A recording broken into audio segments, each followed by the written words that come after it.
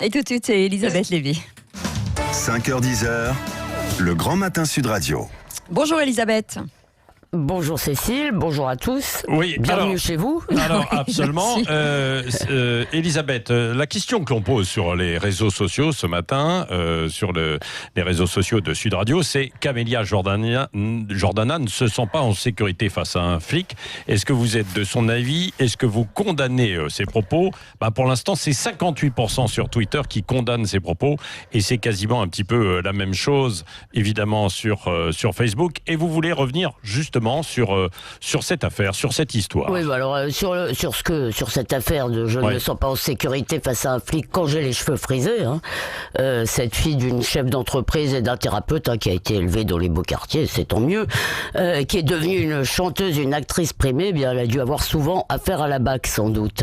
Bon, ce qui est beaucoup plus grave, c'est ce qu'elle a dit après, c'est que des hommes et des femmes qui vont travailler tous les matins en banlieue se font massacrer pour nulle autre raison que leur couleur de peau, évidemment. Il n'y a pas de massacre, il n'y a pas de massacre raciste, enfin bon, tout ça est fantasmagorique.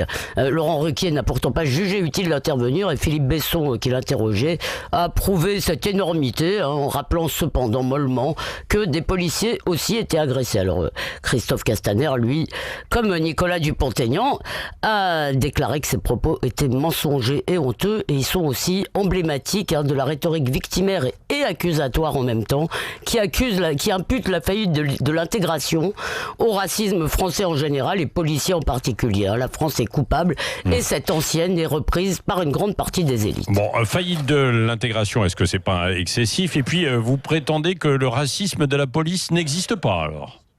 Bon, alors la faillite, ça concerne une minorité, mais tout de même une minorité importante et ascendante de la jeunesse immigrée. Elisabeth Badinter parlait de deuxième peuple et Macron de séparatisme. Donc, quant au racisme de la police, il y a des racistes, sans doute dans la police. Ils sont dénoncés et poursuivis. Les policiers, ils contrôlent le comportement, pas au faciès, mais bien sûr, ils font du profilage et donc ils arrêtent les jeunes à capuche plus volontiers que les dames à caniche.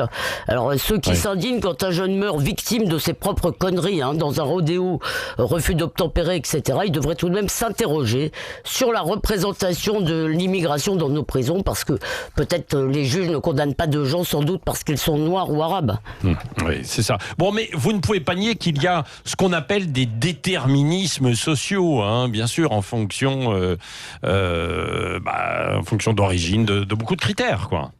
Oui, bien sûr, ils existent, et d'ailleurs pas seulement pour les immigrés, mais d'une part, vous bénéficiez tout de même de l'état social, sans même parfois avoir à travailler. D'autre part, au dépit de tous les naufrages à la méritocratie républicaine à de beaux restes, curieusement qu'Amelia Jordana oublie tous les enfants d'immigrés devenus médecins, professeurs, commerçants, ministres ou chanteuses, et elle assigne à résidence victimaire tous ceux qui ont bien l'intention de le devenir.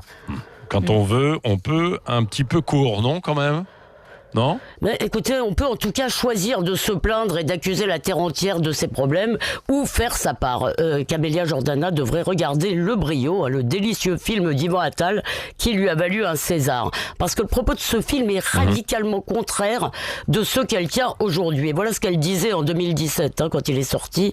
J'aimerais dire à toutes les Neila, c'est son personnage, que quand on se donne les moyens et qu'on ne lâche pas, il se passe des trucs. Ça voulait dire on peut y arriver.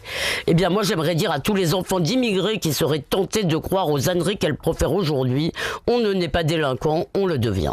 Bon, voilà, c'est cash, c'est clair, parlons vrai, Sud Radio, merci, le regard libre comme chaque matin d'Elisabeth Lévy.